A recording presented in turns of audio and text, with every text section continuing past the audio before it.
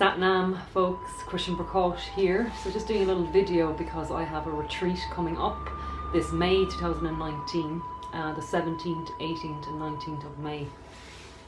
So my Kundalini Yoga retreat is on Sherkin Island, and this is off the west coast of Cork in Ireland, and it's about an hour and a half drive from Cork City, and then you get a ferry in from Baltimore, and the ferry is only about 5 or 10 minutes, and then we're on the other side of the island right by the ocean, where we'll be staying at the North Shore accommodation with Mike and Catty, and we have a separate room just right by the ocean where we do our yoga as well.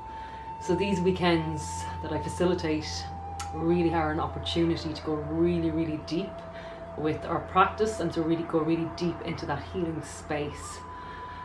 It's really beautiful, and the setting is spectacular, and just to be on the island as well, surrounded by water, you really feel like you're really being held in that space, and the elements of the island are fantastic as well. And we're very close to a real sandy beach. There's a few sandy beaches within walking distance as well of the space. So this retreat is focusing on the throat chakra. Okay, so a lot of mantras, a lot of chanting, a lot of singing, a lot of deep personal work, and I really bring my students quite deep in this weekend, and we will be working with Archangel Michaels as well. And I've been working with the angels all my life. They've always been part of my life. They've just been a daily presence. I really opened up to the angels again at the age of 17 when I did my level 1 in Reiki. And as a child, I remember seeing the angels and the fairies, and I felt very at peace and at home with that energy as it surrounded me. So the angels have brought many blessings into my life, and Archangel Michael is an amazing archangel. He's an energy. You know, we have to, as humans, give things labels and identify them as certain things. So the angels present themselves to us in whatever form we feel comfortable with. And it was during the Renaissance times that the great painters and masters used to see these auric fields around these beings. So the angels come in those forms, and these are beautiful beings sent by God, the creator from source, to help us on our path here on earth. So Archangel Michael is for courage, and he is for determination, and his area that he works on is the throat.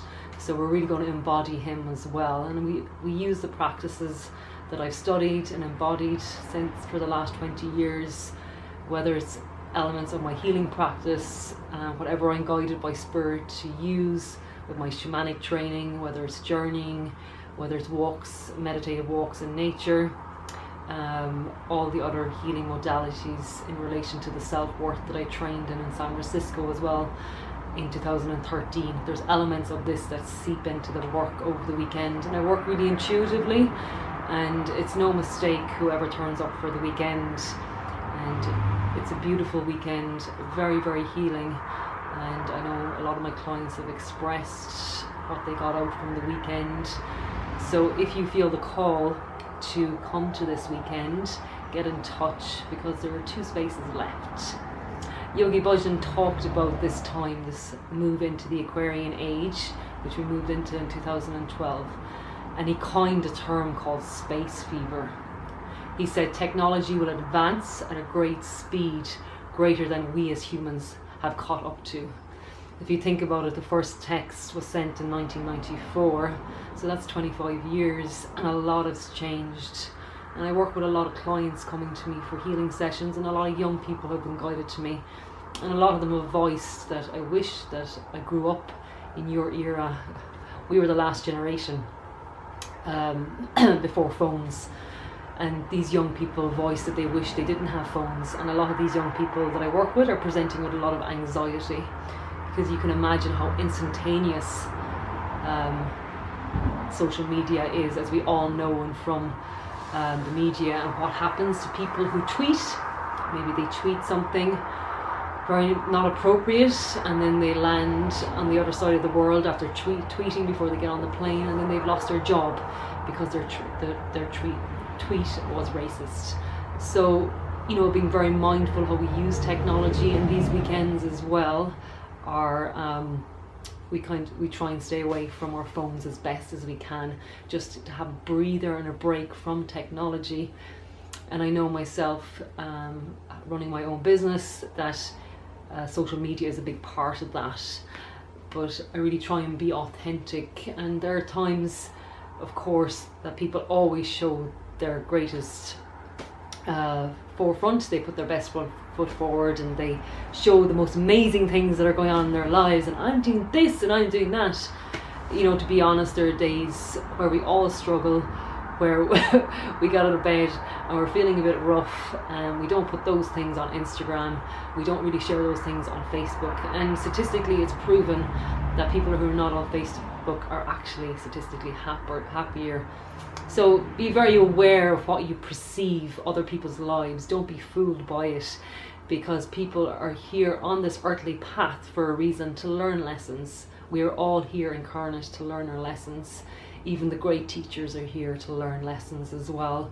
So that we, as Yogi Bhajans, to be mindful, because with this space fever epidemic, we cannot be in the present moment.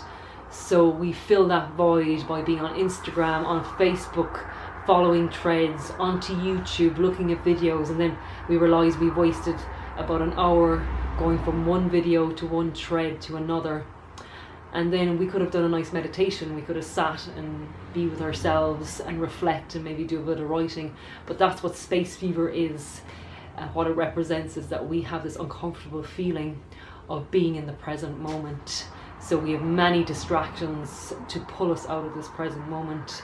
So this retreat in Sherkin will really give you that time to dive deep into yourself and to work on that throat chakra. You know, that creativity, that manifestation, that expression, your boundaries. And this is very much connected to that second chakra, that feeling chakra. We feel it, we honor it, we open our heart, and then we speak our truth. But many times, as I say to my students, we feel it, we don't honor ourselves, we close our heart and we don't speak our truth. So it's about getting out of the head and back into that gut instinctual self, and then moving into the heart and stepping into that gracious aspect of yourself and speaking kindly of yourself and asking for your needs to be met and setting those healthy boundaries. So guys, if you feel the calling for this weekend, get in touch. Okay, Sat Nam.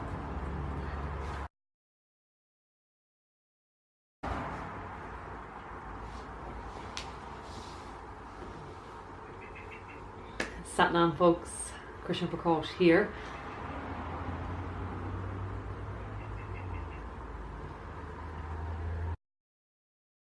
Sat Nam, Krishna Prakash here. So just doing a video. La la la la la la la la.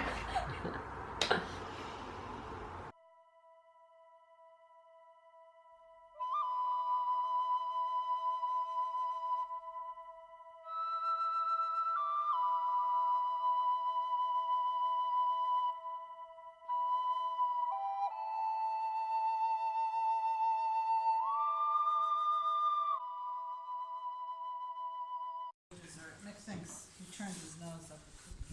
I have to test them? Okay. Yeah. Just one.